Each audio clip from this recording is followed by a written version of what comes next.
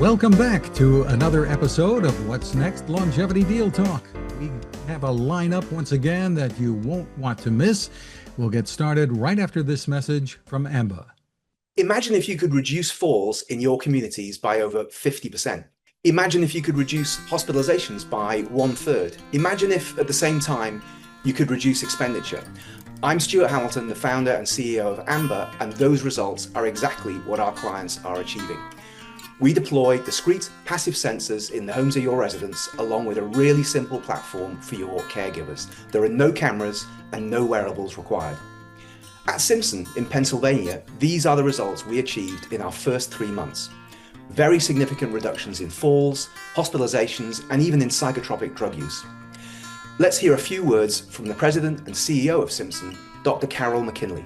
So when I'm sitting with the AMBA creator, the founder, and he's describing to me the various aspects of what AMBA tracks and how it does that, it was like you are talking a vision in my head, and you have now done it, and you have tried it, and it's working.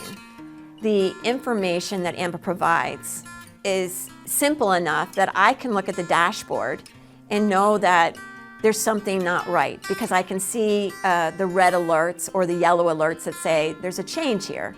And I can ask my clinicians what's going on. In the long run, I knew that I needed AMBA just from all of the aspects that it provides. One fall in my organization can create a major lawsuit that can take away a lot of dollars. When you're investing in this type of product, you know that you're having cost savings in one area that helps support the financial end of the investment in technology. I would love to explore whether and how we could deliver these results in your community. Please contact me via our website at amberhealth.com or drop me an email directly, stu@amber.co. Thanks very much. Welcome back. I'm Fred Fishkin along with Mary Furlong. Hi, Mary. It's been an eventful month. Welcome back from Chicago. Chicago was very exciting, and was what a thrill to be on Tuesday at the U.S. Aging Conference, seeing so many area agencies on aging adopting technology, seeing booths with a lot of our clients there in the trade show like Audion Hearing, and the sessions and workshops were really on target. Jenny Potha and I had an investor panel along with Jeannie Parker Martin and Robert Garber from Seven Wire Ventures. So half the room were people interested in investment. The other half were distribution channels through the area agencies on aging.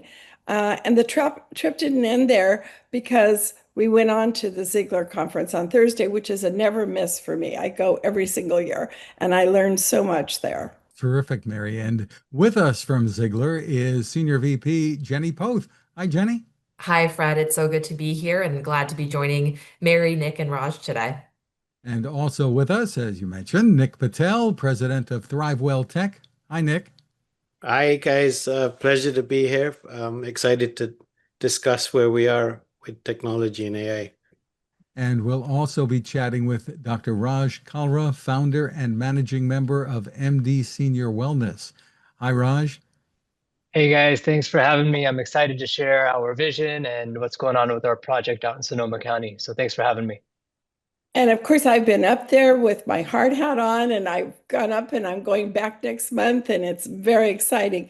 I can't believe the momentum of this community and how it's growing, but we're so fortunate to have all of you with us, and you're doing incredible work at an incredible pace. So talk about amazing. Jenny, congratulations to you and Katie on what was another great event, the Ziegler Linkage Fund Symposium.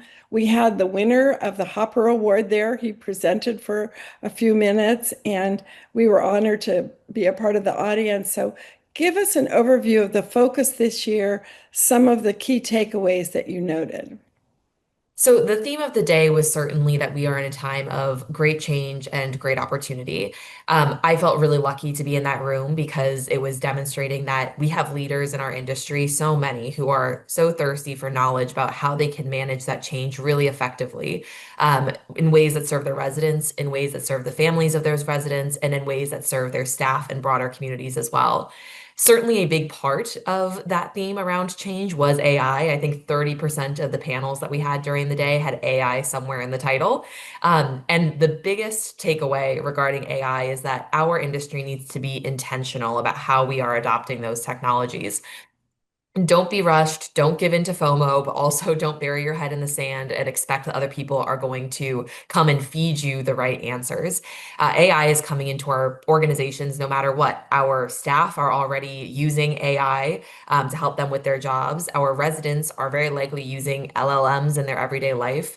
And many of our vendors are incorporating AI into their solutions, whether we're aware of it or not.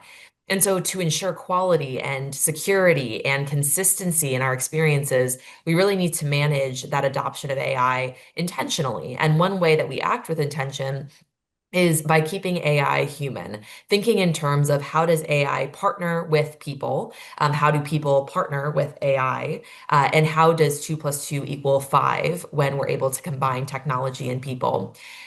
Also of top importance is making data really usable in our organizations. So to use AI effectively to assist in your operations, certainly you need to have your data organized and in order, or else you're going to be feeding, for example, data into an LLM and maybe getting results that you weren't hoping for or that are suboptimal. But this is also because value-based care is coming, whether we like it or not. And even if you're not in quote unquote a value-based care arrangement, or if most of your residents are living in independent living or lower acuity assisted living, you are increasingly going to need to show value to your residents and to your referral partners and to other community partners in order to win mandates to protect and promote healthy living. And we cannot do that if we don't have good data. What a great overview, Jenny. And that perfect lead into Nick. Give us some background about ThriveWell Tech. Absolutely, yeah. So ThriveWell Tech is a technology MSP. So we provide services to the senior living sector. Often we come across even small to large groups that don't have all the resources to address the topic. And obviously, you can imagine AI is a very new topic. So we have expertise, we have frameworks, and we kind of play all roles for the industry, from operations all the way up to now. We're seeing a need for CDO, Chief Data Officer, Chief AI Officer, Chief Technology Officer, and the traditional role of Chief Information Officer, CIO. That role is often missing in the C-suite in senior living operators. So we come in and play that role. We've kind of pivoted, to Jenny's point, to now really seeing opportunities and challenges and kind of a change in technology with the onslaught of AI tools that we're seeing and data. We've also started seeing a good kind of encouraging sign in the industry where operators want to collect their data. That wasn't the case. They kind of just got caught up with having cloud-based systems, and now are realizing that they can actually extract the data, combine it, use it to their advantage, create reports, and then from that, we've had great opportunity because we work with groups like Asprey Communities as our parent company. They've been on a very long data journey, and we've actually been able to build predictive algorithms using the AI tools that are available. So most recently, we've put a falls prediction algorithm into production with Asprey Communities, where the staff are managing maybe 500 residents. They're able to really refine down to the highest risk resident and focus their care around that resident itself. And that was really testament to Asprey for collecting the data and allowing my team to go in and take a look at it. So a lot of great opportunities coming out of AI, especially where data is being collected. Just mention two other things that we're working through. Adoption's been very, very kind of real topic, and the learning curve's quite steep, especially with AI moving pretty much every quarter with some big updates and outcomes are changing. So we created a committee for AI that we're hoping to roll out nationally. And it started at Asprey Communities. What we did was we turned the dynamic around to really dig down into the problem areas. For example, for a nursing home business, maybe 500 associates or staff members, we've tried to interview people at all levels to understand what their roles are, where the friction points are. And as a result, now we have a really good blueprint of what a nursing home business entails. And it's quite a complex business if you look at it from start to finish, with very varied roles, a lot of manual labor, a lot of data required, a lot of experts involved. And we're starting to identify where AI can really be disruptive, and really make, to Jenny's point, value-based care easier because you're giving time back to the staff. So that's coming out of the committee for AI. The other thing I'll mention here is we're also in the second cohort of a living lab. That was also something that I was struggling on, candidly. How do we socialize the technology that's now available to residents, without really trying to sell it to them? So we've had two cohorts of labs. There's been 18 technologies that have been on display in campus, where staff and residents have been able to really explore it, give feedback. We've collected hundreds of surveys on what they liked, what they didn't like, and it's created an opportunity for a few of the startups to really do meaningful pilots with real buy-in. So that's been a huge success, and we've done that in collaboration with AARP's HTech Lab. And of course, we've been collaborating with the HTech Collaborative for about 8 years now, and so important the work they're doing, and also the investor side that there are now people Yep. investing in that. Um, Let's talk a little bit. I just want to mention that Grant Chamberlain report, because this was Deconstructing the Digital Health and AI Industry, part 4. And I highly recommend everyone read this report because he's interviewed, I think, over 1,500 AI-related startup companies and then done a nice blueprint of what's in there. But Nick, you were part of this key panel that at the Ziegler Symposium that looked at the human touch and Yeah. staffing, and I thought that panel on culture where you talked about not everyone wants to wake up in the morning and say, oh, now I get to learn this. And so let's talk about how do you balance that and some of the aspects of that panel. So we kind of have used the lab to see what reactions we're getting from both staff and residents, and through iterations, kind of pivoting some of the startup thinking, we've taken an avatar that was initially on screen and somewhat looked like a threat to residents. One, it was a technology barrier. Second, there was a camera. Third, there was questions around what we say to this avatar, what is it? What's the ramifications of it? We changed the narrative. One quick change is we made it a button on the phone, so you dial 4 and Joy picks up. Second is we really have convinced and genuinely put Joy, who's the AI avatar, to be one of the staff members. So there's a lot of frustration around just putting in requests, finding out information. Now Joy is available if you hit 4. And we said this is just helping the staff get to service you better. And that's had a huge change in dynamic. And the notes coming out of it are really helping staff members to really know what's happening and not asking the same questions again, or sometimes not even knowing what was being said. So we've seen that as a pivot to humanizing AI in real form, and residents are now enjoying it, and they're saying, maybe a year from now we'll say, how could we do without Joy? I mean, it's become part of the campus.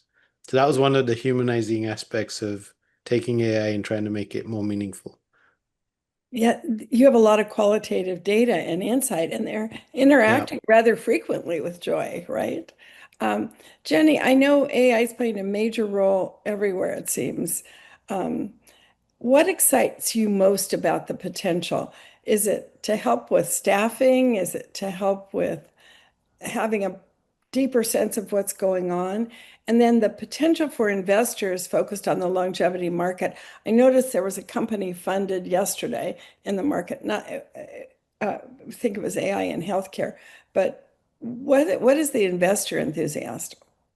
So, one of the things that I think excites us the most about AI is its sheer flexibility, the number of things that it can do, and the number of solutions that we know we're capable of developing, but that we haven't quantified what the impact will be just yet. So, we know that there's a big kind of gold mine out there for us to start mining in, and we just haven't quite gotten there yet. There are some proven use cases out there that I think are really exciting and that we have invested in already. So, Alex is a great example of an automated estate settlement tool, takes that very time consuming, often emotionally taxing process of settling a loved one's estate off of your plate and hands that to AI. We are invested in Arena, which Mary, as you alluded to, works with staffing managers to ensure that the folks who they're staffing or moving into new roles are really good fits for that team and have a high likelihood of staying in that role for at least a year. We're also invested in Cosan, which is a care management solution that uses AI-enabled bots to have truly empathetic conversations with the patients who they're working with for much higher engagement than you would be capable of doing solely staffing with nurses, social workers, other folks who have limited bandwidth. As Nick alluded to as well, using AI to predict and prevent falls is a huge use case that has already gotten significant uptake in the industry. We placed our bet on a company called Virtue Sense, which is performing very well, not only in skilled nursing and memory care, but also in hospitals and other acute care settings. But for me as an investor, one of the most exciting things about AI, and this goes for the longevity market, but otherwise as well, is how much more quickly products are evolving in this ecosystem than they have in the past. So using AI to uncover the product changes that are most meaningful, using AI to increase the speed at which you can make adjustments to your product, using them as a coding partner. This is going to make a huge change in how rapidly our companies can evolve and develop and become the best versions of themselves. I'm also really interested in some early ideation that we're seeing around using AI to expedite sales. So this would actually work very well for many of our operators who we work with, the providers who are constantly trying to work on marketing and selling their units to new residents, but also for the technology and services companies that we're working with, helping them to better identify who is their ideal client profile, who is the ideal person within that client for them to approach, and how can they make their product most meaningful to that person's priorities, their role, their goals. Those are some of the areas that, as an investor, I'm really, really excited to see how our portfolios change when these tools are brought to bear. Wow. They warned us that AI would be everywhere. And look at this. Fred, it was everywhere. It was even in my class. And to Jenny's point, one of my students, who's also, in the MBA program, but gave a great lecture showing the use case in sales and how customized the pitches can become, and also how you're saving 17 hours a week on research because AI can help inform more about that. You also announced a relationship with Leading Age National and a new report you have with CAST, Jenny, right? Yeah, so we are really, really excited that in the next few weeks we're going to be releasing broadly to the industry. We've already released this to our limited partners and to our portfolio companies as well as the members of CAST. But we're going to be announcing this to the broader industry in the next couple of weeks here. A new project that we worked on in partnership with Scott Code and his team, diving into the question of where are technology leaders in not-for-profit senior living and care operators, where are they spending their time? Where are they actually devoting resources, both temporal resources as well as financial resources, staffing resources? Where do they feel most constrained? Where do they feel most liberated? And which specific technologies have they already adopted or do they plan on adopting? So I hope that this is going to be a really useful resource for folks out there to get a better idea of where they stand relative to their peers in terms of technology adoption and being forward thinking in those areas. As I say, it helps people to get a better idea of where do we need to be keeping up with the Joneses and where should the Joneses be trying to catch up to us. Terrific. Well, let's bring Raj Kalra into the discussion here. Mary, I think you've seen some of what Raj is up to firsthand. Yes, welcome, Raj. You were one of the top speakers at our conference in June. And tell us a little bit about your background before what were you doing recently in your career? And then what inspired you to move into senior living? And what's been the results so far? Yeah, so I'm a board certified physician in physical medicine, rehab, pain medicine, lifestyle medicine, and obesity medicine, which has given me a really unique background and ability to see the need for a more evidence-based approach to senior living. My wife is a board certified dentist, and she runs her own practice here in Berkeley, California. And she's also been dealing with a lot of seniors in her practice. But back to why we got into this is back in 2020, my mom got sick. My mom developed a very malignant form of oral cancer. And at that time, we felt extremely naive and vulnerable to the situation and really didn't know how to handle it. So I started looking at some of the independent living, assisted living, and memory care and options, and quickly realized that most of the senior living communities wouldn't be ones I'd consider for my own mom. Um, a couple of weeks into that, I came home and I told my wife that, well, I think if we can't find one, let's go out and build one. So here we are. We're building a memory care home in Sonoma County, and we're bringing in evidence-based medicine, evidence-based oral care, evidence-based technology, evidence-based design, and evidence-based care, with the whole goal of improving longevity, improving quality of life, and reducing the burden on families and caregivers. Tell us a little more about this concept of a longevity community, Raj, and how it differs from what is typically out there today. Yeah, so a lot of our core foundation is based on lifestyle medicine, and lifestyle medicine, if you don't know, is basically the prevention and management of disease using diet, exercise, sleep, stress management, and positive social connection. And back in 2024, Dean Ornish, who's very well known in the medical community, did a study that showed that using intensive lifestyle changes like diet, exercise, sleep, stress management, and positive social connection actually helped people live longer, actually reversed mild cognitive dysfunction, and in some cases stabilized it. So using those basic entities that are based in lifestyle management and avoiding medications is really where we go with this. We think that minimizing psychotropic medications and optimizing lifestyle interventions will help people live longer, have a better quality of life, and in turn also improve the strength of businesses by improving their occupancy, improving length of stay, and improving referrals and outcomes. And Raj, you've already incorporated some technology in there. I think you're working with Safely You, right? Yeah. We've started with some basic foundational stuff that we think is really important for the senior living industry, specifically in memory care and assisted living. So we thought the two big issues that occur in memory care are falls and wandering.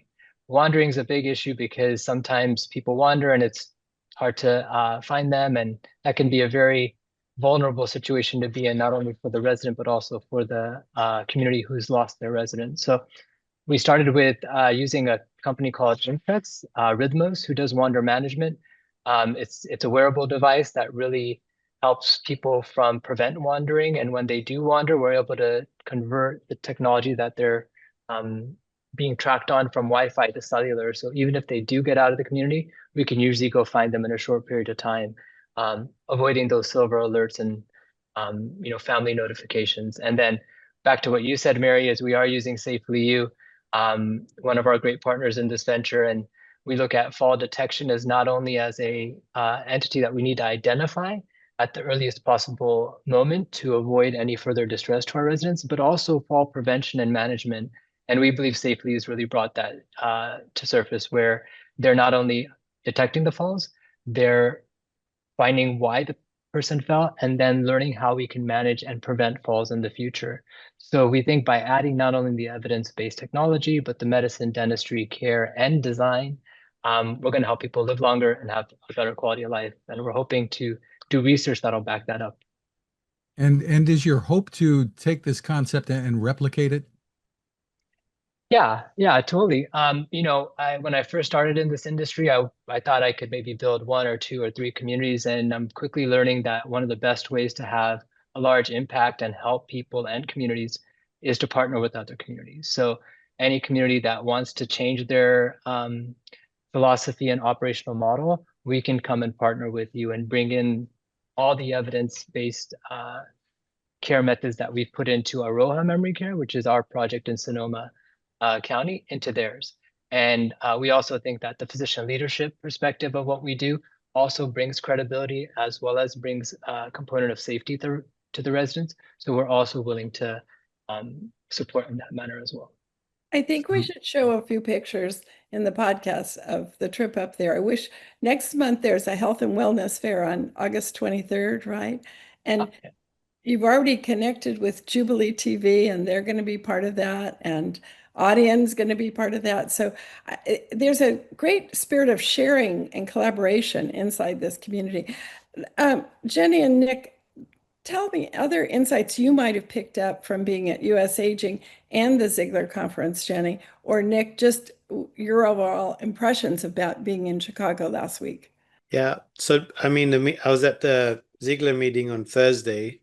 I think we've kind of gone past over the last 3 years, this first kind of enamored by the thought of AI. It was over discussed. There wasn't really any path of how you're going to use it maybe in 2023. Beyond that, it was liberated through ChatGPT and some of the online tools. I think if you march forward, what we were seeing was real evidence where AI is really making an impact on operations, efficiencies, bringing back staff time, and also just the outcomes.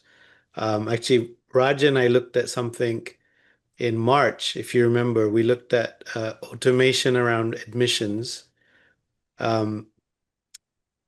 What we're seeing is this AI technologies is abundantly available. You can really stand it up.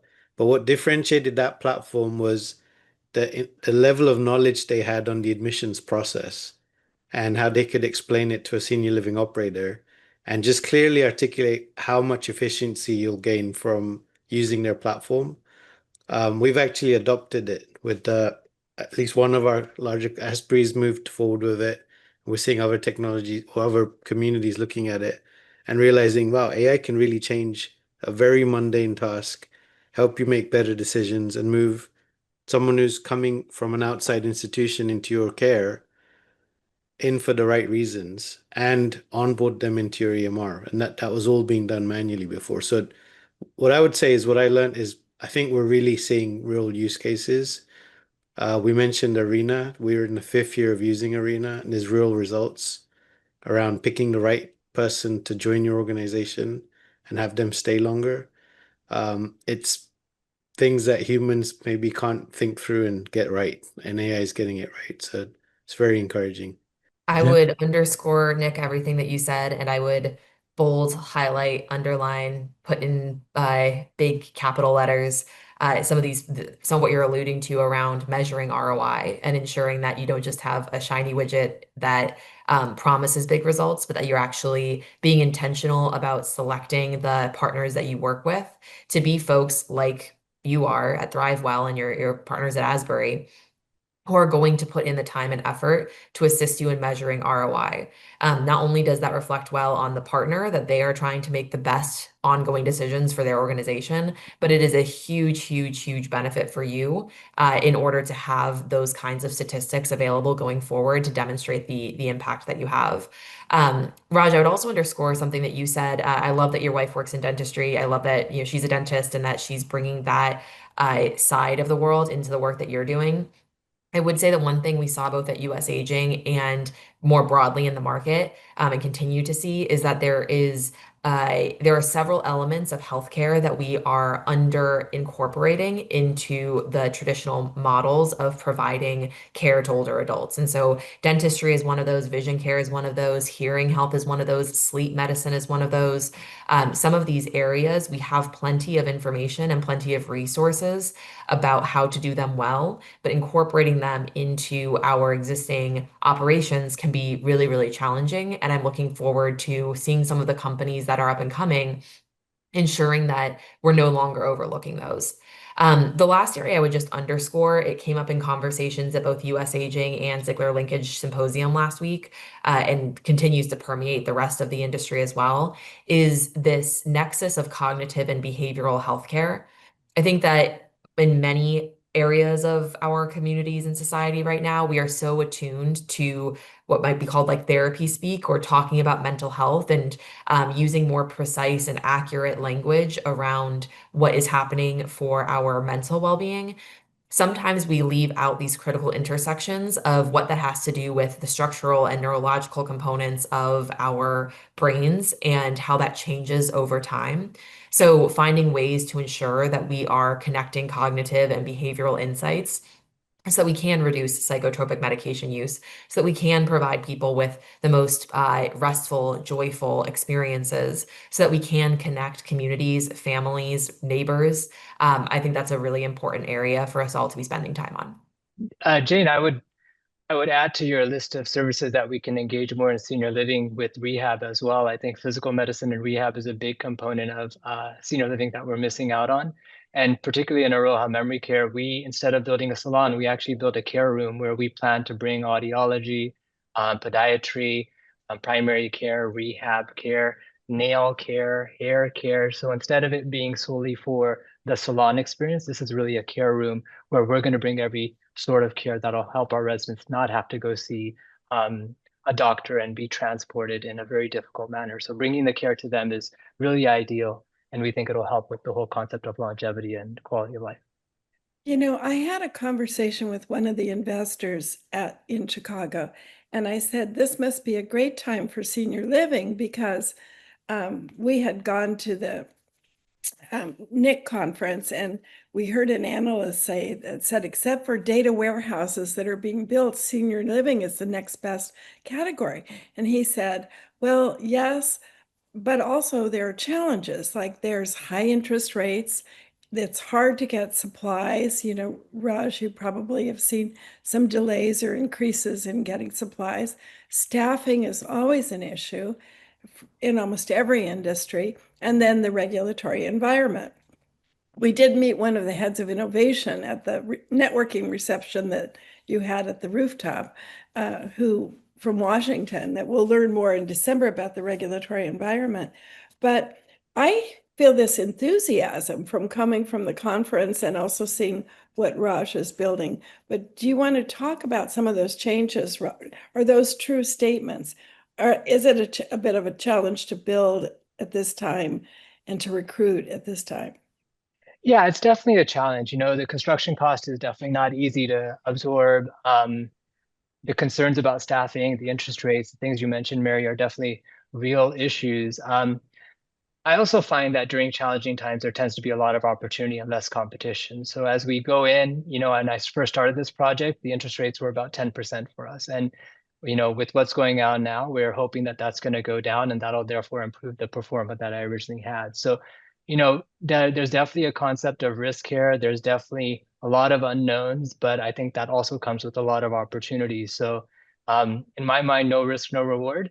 And I really, you know, going back to my whole purpose here is my mom.